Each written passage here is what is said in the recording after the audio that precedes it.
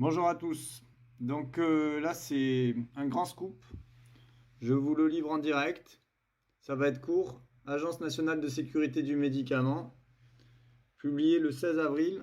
Donc on est le 17.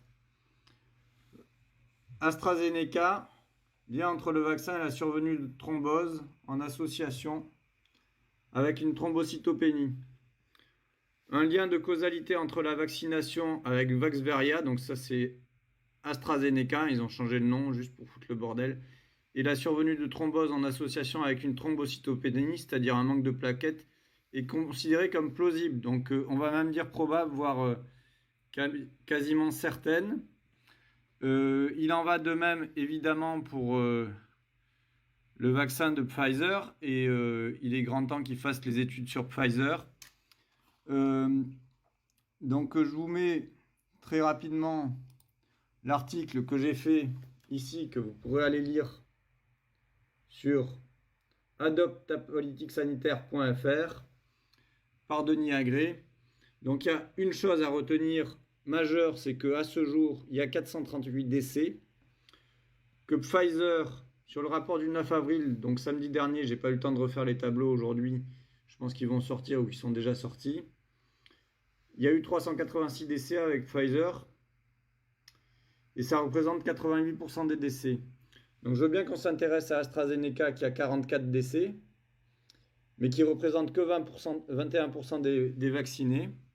Mais il est indispensable que la NSM et nos autorités de tutelle, notre ministre de la Santé, s'intéressent à Pfizer, aux effets indésirables graves, qui, comme vous le voyez, ont donné un décès pour 22 000 vaccinés.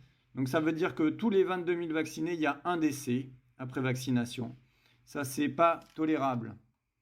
Et que les effets indésirables graves, avec tous les vaccins confondus, c'est un effet indésirable grave pour 2127 vaccinés. Et que les effets indésirables graves, je vais vous les montrer. Ça, c'est sur les tableaux de Santé publique France, de l'ANSM, vous les trouverez. Ça donne des phlébites, des embolies pulmonaires, des AVC thrombotiques et hémorragiques, des hémorragies, des coagulations intravasculaires disséminées, des thromboses du sinus veineux cérébral, ce qui est exceptionnel en médecine, que je n'ai jamais vu en 15 ans d'urgence, des infarctus du myocarde, des syndromes de détresse respiratoire, des chocs allergiques graves anaphylactiques.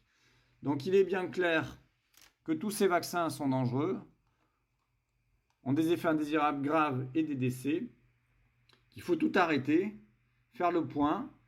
Et ma réflexion ce matin, c'est pour être beaucoup plus rapide dans le diagnostic post-mortem, de faire des IRM corps total des décès, des gens qui sont décédés post-vaccination, pour regarder, et j'invite tous les radiologues à se positionner là-dessus, pour regarder s'il y a eu des hémorragies ou des microthrombus, qui soient cérébraux ou qui soient digestifs ou à tout autre endroit, ou cardiaques, pour faire le point là-dessus. Et les IRM corps total, ça prend pas bien longtemps, ça coûte un peu cher, mais je pense que ça apportera énormément à la science. Voilà ce que je voulais vous dire. Et surtout, positionnez-vous contre le vaccin chez les jeunes, chez les adolescents, chez les femmes enceintes. Il est indispensable de prendre conscience que ces médicaments, qu'on appelle vaccins, dont on a vacciné à ce jour 12 millions de personnes en France, ont donné 438 décès. C'est pas moi qui invente les chiffres, c'est la NSM. Voilà ce que je voulais vous dire.